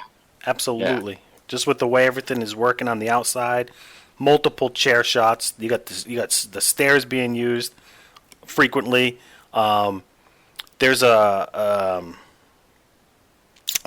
spot where Hart hits the superplex on Vader. Oh yeah, towards the end. Yeah, that's towards the end. Yeah, that's a huge spot, And you see a lot more of those type of moves in the Attitude Era. Yep. During this time, from what I recall, they were just you see him once in a while. So yeah, you see him barely ever. If you're gonna see him, you'd see him in ECW. Yeah. At this point, if you watch that, if you didn't watch ECW, then this would have been brand new and exciting at this time. And WWF and ECW kind of have a working relationship at this point, so it seems like maybe some of that style is starting to come over into the WWF. Whereas it was happening in WCW a little bit at this point, too. So they're kind of playing off of each other. And it's good for wrestling overall is when you start to learn from the other companies and what they're doing. Yeah, yep. Just makes them more well-rounded. Instead of saying, oh, we're the best, we're just going to stick to our old 80s style while everybody else gets better than us. No, you have to adapt. You have to catch up with everybody else or you fall behind. You have to step outside your comfort zone and learn something new. Doesn't exactly. Hurt. So back in this match, you have Bret and Vader. They're working into the crowd. You have Austin and Taker in the ring. But then there was after those segments are going on, they have we got Sid backstage. It's Sid's watching backstage because he has a match with whoever wins this match next night. Well, what I thought was funny is that he's looking at the screen and he's like pissed off. Yeah. He's like, ugh. Like, what are you pissed about? Like, why are you pissed? What are you afraid about? Like, you got a title shot tomorrow on Raw, and you have these four guys in the ring. One of them's going to be the champion, but you're the fresh man. You're not in this match, and they're busting each other's ass in the ring. So you're going to get a wounded champion the next night. I don't think anyone ever coached.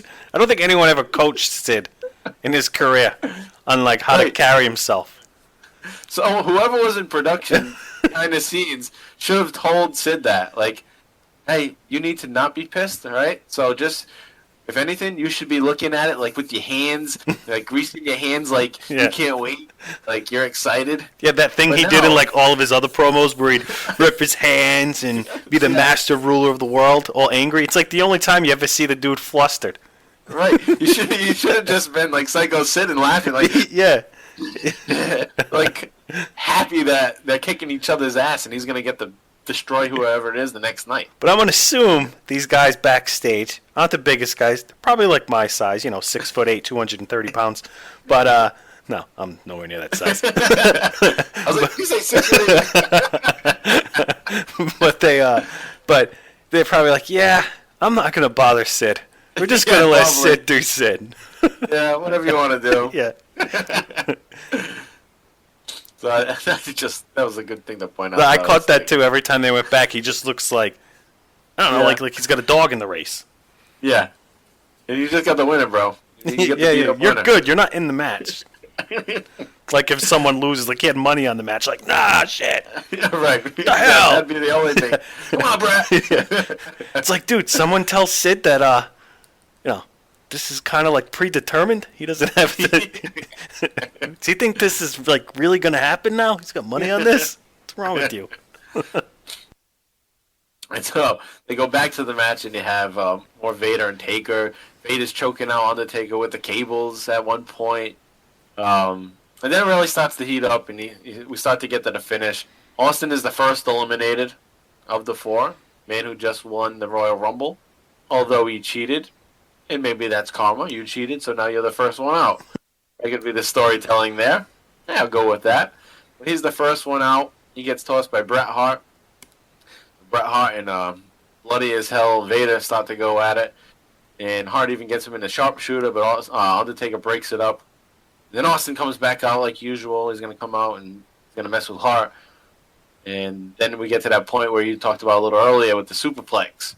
That badass superplex. It looked like Vader landed on his head. Yeah. It's pretty damn rough. I mean, at his size, I don't know how you kind of take that smoothly, especially when you got a smaller guy, kind of dropping, a much smaller guy, dropping that on you. Yeah, that was brutal. So if you watch this match, guys, check that out.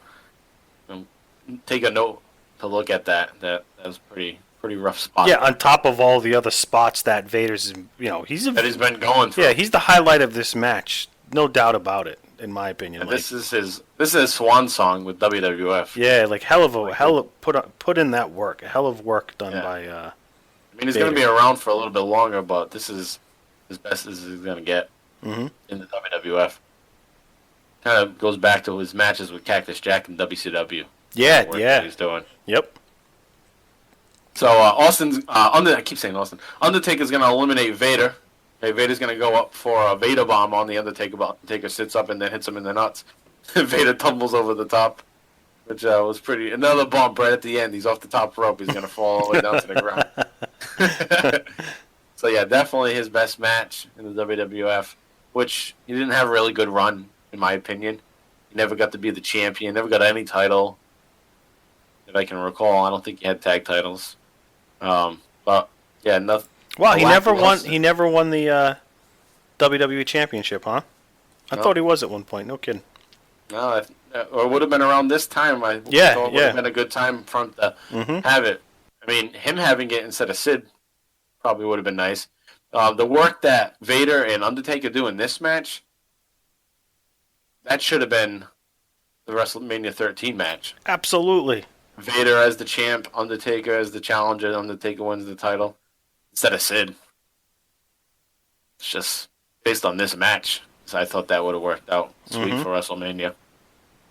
But they had to do something with Sid because they got him so involved in this title picture. They shouldn't have. So they're stuck with that shit. All right, sorry. I'm going off on Sid. Preach. Hey, I liked Sid. Sid was a good dude. You liked him. He's a monster. I thought he was cool, but at this time I didn't like him that much. I think he wore off me at this point. Actually, the only accolade, because I just looked it up, that Vader had on his WWF resume was a Slammy Award I was going to say Slammy Award. What was he? for Crime of the was it? Century in 1996. His Did he assault, attack Gorilla Monsoon? yeah, his assault on WWF President Gorilla Monsoon. That's the highlight That of was awesome. That's his accolade in WWF.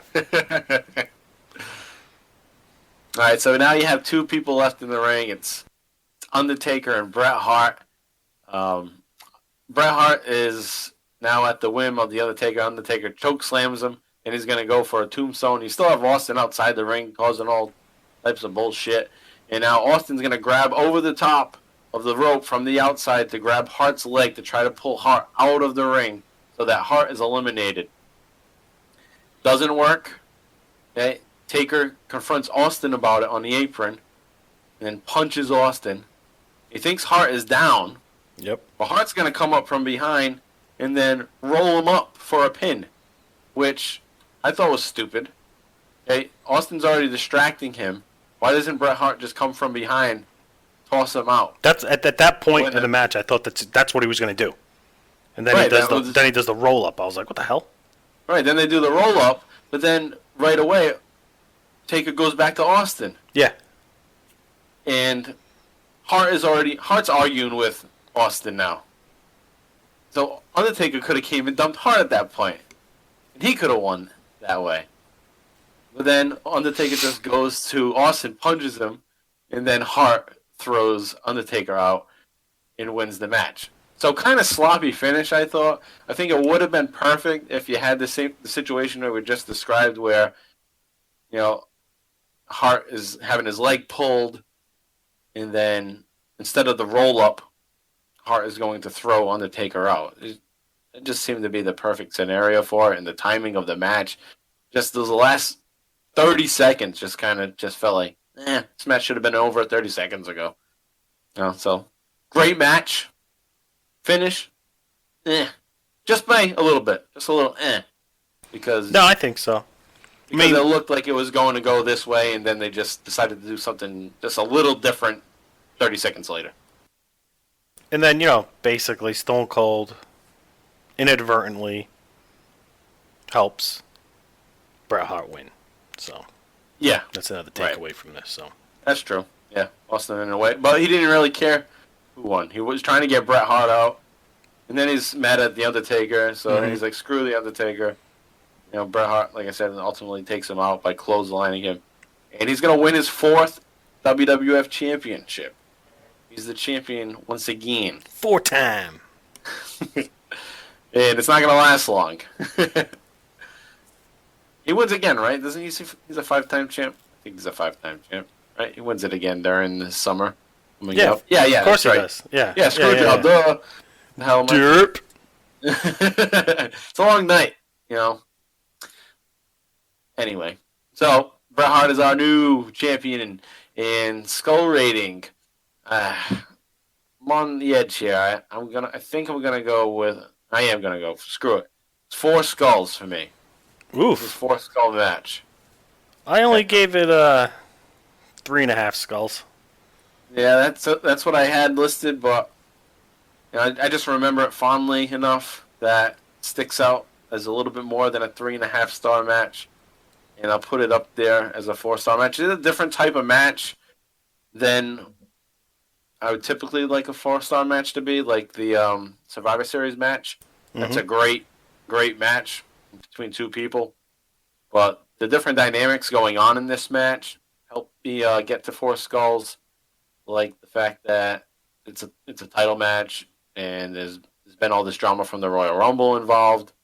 You have great action going on between all 4 participants. You have Vader putting on the show of his life here. Just all those things kind of make it stand out a little bit more. So I'll give it 4 skulls. I'll stand by it. It's a different type of match. I generally don't like the idea of like a mini Royal Rumble, but it wasn't just that. There were pinfalls, there were submissions, and just a well-rounded, good match. Sticks out in the history of WWF to me, in my childhood watching this. So I'll go 4 skulls. Hey, whatever. Just a rating. All right, so that is our main event for tonight, or for this episode, the Final Four in Your House, 1997. Now, going down to our last segments here of the episode, I'm going to give us a little house show rundown from where we leave off at Royal Rumble. Okay, so you have the Raw tapings, of course, on the 20th and the 21st. On the 21st is a Superstars taping. He does a dark match. Listen to this dark match, tag team match. Bret Hart, Ahmed Johnson, and The Undertaker defeat Steve Austin, Farouk, and Mankind. Yeah. On that same taping, which airs on February 9th, there's a Superstars preview of Steve Austin going to be on a special episode on MTV called Idiot Savants. Do you happen to remember that show? Of course. Yep. Idiot Savants. Yep. So there is a poem that Steve Austin reads on Idiot Savants that I have here, and I'll read to you. And I can't imagine that Steve Austin actually wrote this. I mean, I don't know who would actually write it at all, because it sucks. But here it is. I've traveled the world the last few years. Sometimes I think of home, and even Stone Cold has to fight the tears. Another car, bus, or plane takes me to faraway places. But what I remember most is all the smiling faces. Short people, tall people, people with glasses. The bottom line is, I'll whip all your asses. Stone Cold Steve Austin, Idiot Savants. Gotta love it. MTV. And I'll kick all your asses. Sound like a rock. Like, I'll kick all your candy asses. It does. Because, I mean, that's what, like the singing The Rock used to do and all Sing that stuff. songy. So, Yeah. All right, back to house show. On January 22nd, Austin defeats Goldust. 23rd and the 24th, he has matches with Goldust and then Ahmed Johnson. On January 25th, Madison Square Garden show, which was big back then. They used to do a show every month at Madison Square Garden. You had Austin pinning Goldust. Here we had on the 26th, match we talked about, Austin versus Vader in the double countout, double draw. 31st, the Sky Dome match.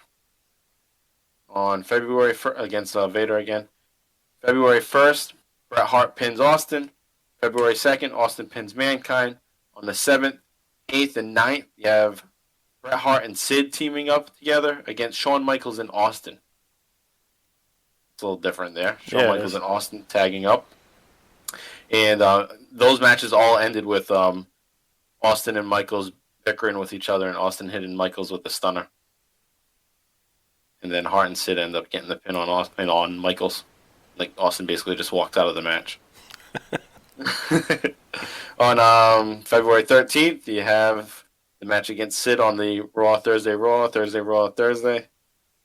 February 14th, you have Undertaker defeats Bret Hart, Vader, and Austin in a 4-way elimination match. So they're basically doing a warm-up.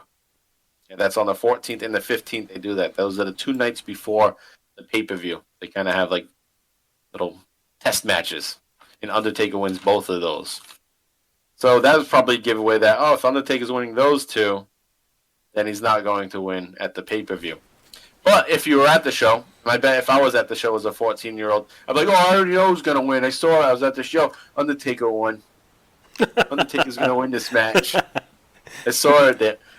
I was there. You felt like Nostradamus. Yeah. I called the hotline, and they told me that. Yeah. I paid $4 a minute. They had me on hold for 6. All right, so JV, I always like to ask you, what's your final thoughts? You got any final thoughts on this Final Four? Final thoughts? No, I don't really have any final thoughts on this one. I think it's a good setup. It is. It's a great setup. I mean, just with everything's kind of messy, and just keeps getting messier as they go on. But I think leading up to WrestleMania, we're getting to WrestleMania. Things are going to be damn good. Oh yeah. All right, so that leads us to our next couple episodes. We're gonna have a special edition episode coming up soon. Yes. Yeah, it should be later this week. Yeah, that's what we're shooting for, and that's going to be our recap of Austin's top 5 moments of 1996. Like I said at the top of the episode, JV will give his top 5. I'll give my top 5. We'll discuss, and then we'll also bring up something shitty about Austin's 1996. So look forward to that. That'll be a nice little quick one for you. Should be quick. That's what we think in our head. But sometimes we get talking. Yes. You never know. Times we get rambling. It doesn't end. All right. So then the following next week, our regular episode that comes out every Wednesday, we will be getting into WrestleMania 13, Episode 8, The Double Turn, Austin versus Hart. I think this is my favorite match ever. Okay, off the top of my head, I can't think of another match I like more than this match. It's definitely in my top 3 matches. Yeah, I'd say it's in my top. I don't know about number 1 for me, but it's definitely top 3. Right. Sometimes I go back and forth. I really love Bret Hart versus Mr. Perfect.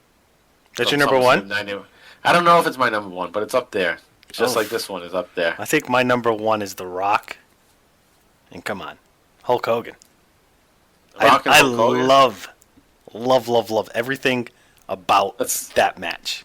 Oh, it's so exciting, that match. That match is just between the, I don't know. We could do a special edition on that down the line, but man, I love that match. I've gone back and watched that match multiple times. I don't go back and watch many matches, as I've said in previous episodes, and I don't go back and watch Royal Rumbles. There aren't many matches I go back and watch, but that one, oh yeah. That's a double turn also. That's a great one. Hogan goes in heel, he ends up babyface by the end of the match. That thing is just...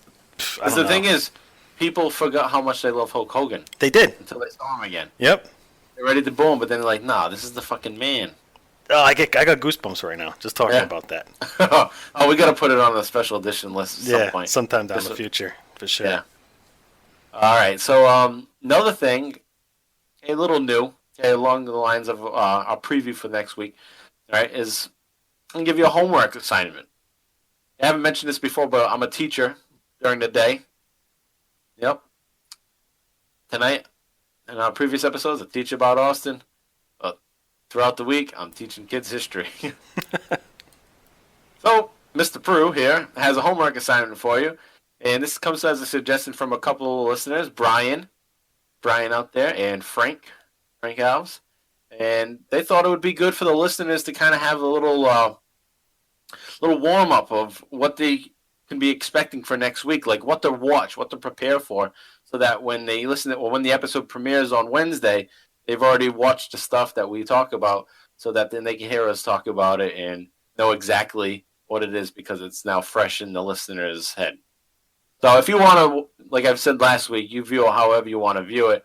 If you want to view your information ahead of time, then listen to us. If you want to listen to us and then view the information, or you just want to listen to us and that's good enough for you to relive some of these moments. However you want, like I said. But this comes as a suggestion, and that's what we want. We want you guys to suggest different things to us to make the show better. So we'll give this a shot and see how these homework assignments go. Now I'm just going to run through some of the Raws that you should watch. It shouldn't be that difficult. We're going to go from February until March. We're going to go from the Raw after this In Your House Final Four, and then we just go all the way up until WrestleMania. But just to give you an idea of what that is, it's Raw 197 from February 17th. There's an Austin promo during a Flash Funk Owen Hart match. Raw 198. Okay, there's not much about Austin in it. It's just they announced the WrestleMania 13 match. But I think you guys would like to check that episode out anyway, because ECW invades WWF in that episode. On Raw 199, this is another house show type Raw, like the Sky Dome one from this week. Raw 199 is taking place in Berlin. And you have, just some audio clips there. And the audio clip that we're going to play has to do with Austin in studio. And he's just calling Bret Crybaby. This happens at 56-minute mark. And then we get into Raw 200, which is from Worcester, Mass. This is the go-home show. Actually, not the go-home show. This is just the debut of Raw's War, which is the debut of the new stage, the Titantron, the ramp. Okay, the look that Raw will have basically up to this day. Just a little bit different here and there. But that's the beginning of whole new format on Raw 200. Cover Raw 201. You have a Bret Hart promo. Austin gets interviewed. There's a World Championship cage match between Sid and Hart that pertains to the match at WrestleMania, because depending on what happens here, Austin might have a title shot. So if Bret Hart wins the championship, then Austin versus Bret becomes a world title match. That's on Raw 201. And then that finally brings us to WrestleMania 13 on March 23rd, 1997. One of the greatest matches there is. You're definitely going to want to watch that match. Enjoy that match. I have this match broken down into different acts like it's a play. Okay? It's 5 acts. And we're going to talk about that next week. I just have it all broken down for you. Also, we're going to have the special edition watch along for this match too, coming up just days after we do that show. So definitely want to watch that, and maybe not even watch that yet. Just wait until we watch it together. How about that? I think. How about that? Yeah, how about that? Take my damn advice. So that is your homework for the week. That is what to watch. And now we got a couple shout-outs to a couple other podcasts that have been helping us and getting the word out on our podcast through Twitter and helping us retweet, and also even making mentions of us on their podcast. And so first we'd like to give a shout-out to Talking Taker. Talking Taker is a podcast by Alex Dorio and Travis White, and they do almost the same exact thing that we're doing. Is they're just going through a career of a WWF superstar from the beginning, and they focus on the pay-per-view matches. Okay, and early on with the Undertaker's career, it was really just his appearances at pay-per-views. There wasn't Raws to go over and stuff like that. We know there's no superstars to watch on the network, so you can't dive into that stuff. So they're breaking down Undertaker's career week to week. They're pretty far in. They actually just made the transition from Deadman Taker to American Badass Taker. So check them out. Go back into their archives or just join them in this part of the Undertaker's career with American Badass. And then you have Booking the Territory, the most unprofessional wrestling podcast by Mike Mills, Chris Hopper, Hardbody Hopper, and The Doc.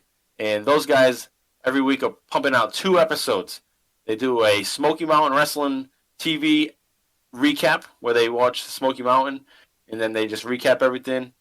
And they also do the same thing for NWA WCW Saturday Night. So they're doing the Saturday Night 605 episodes from 1985, and at this point they're at 1987.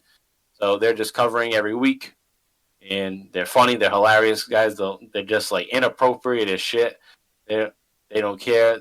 They probably, if people knew who they actually were, they probably wouldn't even be able to do the show and get fired from their jobs. They do some good shit. Check them out. Yeah, especially if you have tough skin. If you don't have tough skin, then screw you. You shouldn't be listening to podcasts. Okay, if it says explicit next to it. So, grow some. And enjoy those shows. Grow a pair, will ya? And book in the territory.